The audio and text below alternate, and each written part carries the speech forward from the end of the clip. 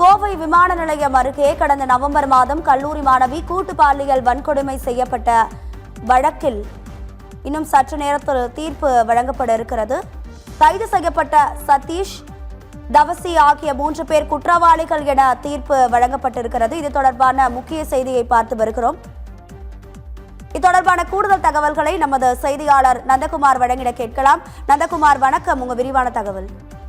வணக்கம் திவ்யா. நிச்சயமாக கோவை சர்வதேச விமான நிலையம் பின்புறம் உள்ள பிருந்தாவன் நகர் பகுதியில் கடந்த நவம்பர் மாதம் இரவு 20 வயது கல்லூரி மாணவி மற்றும் ஒன்றிப்பகுதியை சேர்ந்த 25 வயது ஆண் நண்பருடன் காரில் அமர்ந்து பேசிக் கொண்டிருந்தார்.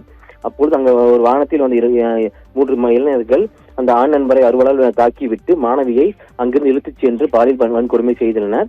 இந்த வழக்கு தொடர்பாக 3 பேரை கைது செய்திருந்தனர். இந்த வழக்கு விசாரணை கோவை கூடுதல் மகளிர் நீதிமன்றத்தில் நடைபெற்று வந்த நிலையில் இந்த வழக்கானது மகளிர் நீதிமன்றத்திற்கு மாற்றப்பட்டது. இதன் பின்னர் அரசு தரப்பு விசாரணை நீதிபதி சுந்தரராஜன் முன்னிலையில் கடந்த பிப்ரவரி 2ஆம் தேதி தொடங்கிய இந்த விசாரணையானது தற்போது நடந்துபட்டு வருகிறது.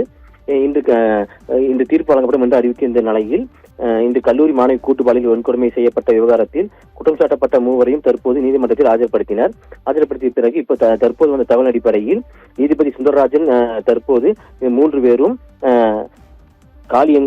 காளி என்கிற காளீஸ்வரன் மற்றும் சதீஷ் என்கின்ற கருப்புச்சாமி மற்றும் குணா என்கின்ற தவசி, இவர் 3ம் குற்றவாளிகள், இந்த வழக்கில் குற்றவாளிகள் என்று தற்போது தீர்ப்பு அளிக்கப்பட்டுள்ளது. தீபிகா.